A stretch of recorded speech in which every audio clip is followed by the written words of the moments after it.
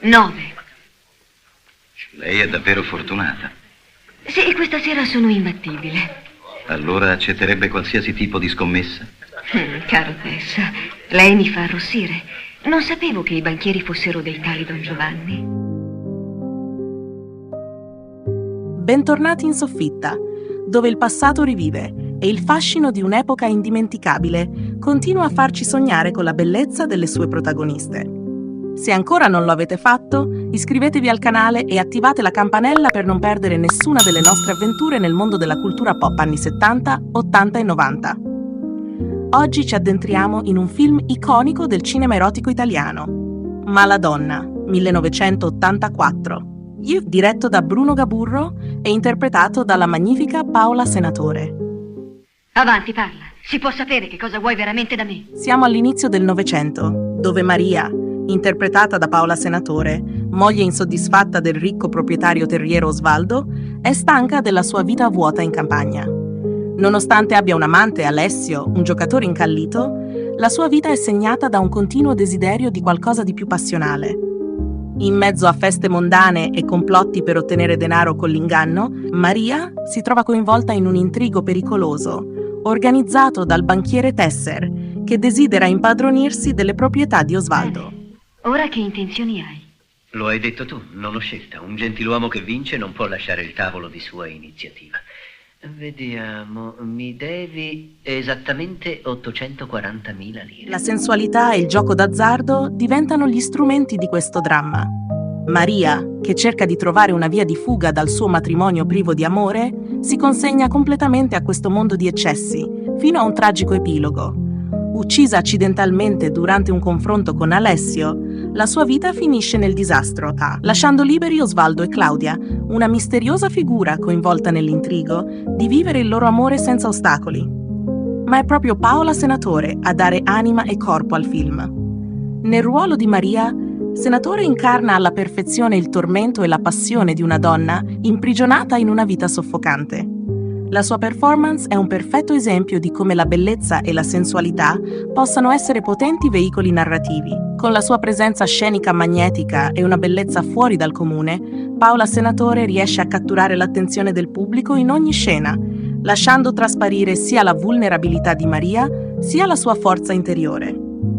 Non si può parlare di Maladonna senza sottolineare come il fascino di Senatore abbia elevato il film.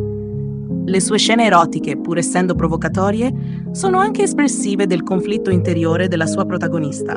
Una donna che cerca disperatamente amore e libertà, ma che rimane intrappolata nelle maglie di un destino crudele. Il film, infatti, gioca molto sull'erotismo, ma è Paola Senatore che lo trasforma in qualcosa di più profondo e tragico. Alla regia di Maladonna troviamo Bruno Gaburro, noto per i suoi lavori nel genere erotico e drammatico. Gaburro, con il supporto della sceneggiatura di Piero Regnoli, costruisce un dramma appassionante e al tempo stesso oscuro. La colonna sonora, firmata dal talentuoso Stelvio Cipriani, accompagna perfettamente le vicende dei personaggi, contribuendo a creare l'atmosfera di tensione erotica e drammatica.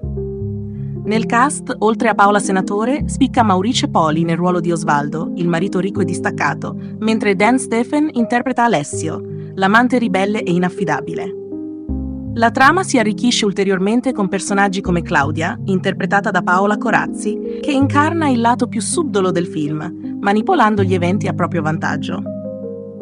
Maladonna è un film che, pur facendo parte del filone erotico, si distingue per la profondità emotiva dei suoi personaggi, in particolare quello di Maria. Il film venne classificato come vietato ai minori di 18 anni, ma nel 2005 la censura fu ridotta ai 14 anni, probabilmente per l'evoluzione degli standard di visione. Il film ha un posto speciale nella filmografia erotica italiana, non solo per la sua trama avvincente e per l'interpretazione di Paola Senatore, ma anche per il modo in cui riesce a trasmettere la lotta interiore di una donna intrappolata nei suoi desideri e nelle sue paure. Guardando Maladonna oggi si è colpiti da quanto il film riesca a parlare non solo di passione fisica, ma anche di desideri repressi e di una lotta interna per la libertà. La regia di Gaburro è abile nel bilanciare l'erotismo e il dramma, ma è Paola Senatore a rubare davvero la scena. La sua bellezza travolgente, unita a una recitazione che sa alternare momenti di fragilità a quelli di potenza emotiva, rende Maladonna un'opera che va oltre il semplice erotismo. È un ritratto affascinante e tragico di una donna in cerca di una via di fuga che alla fine non troverà mai. Se siete curiosi di scoprire di più su Paola Senatore e il suo contributo al cinema degli anni '80, non dimenticate di lasciare un like, iscrivervi al canale e suggerire nei commenti chi vorreste vedere protagonista della prossima puntata della Soffitta di Pippo.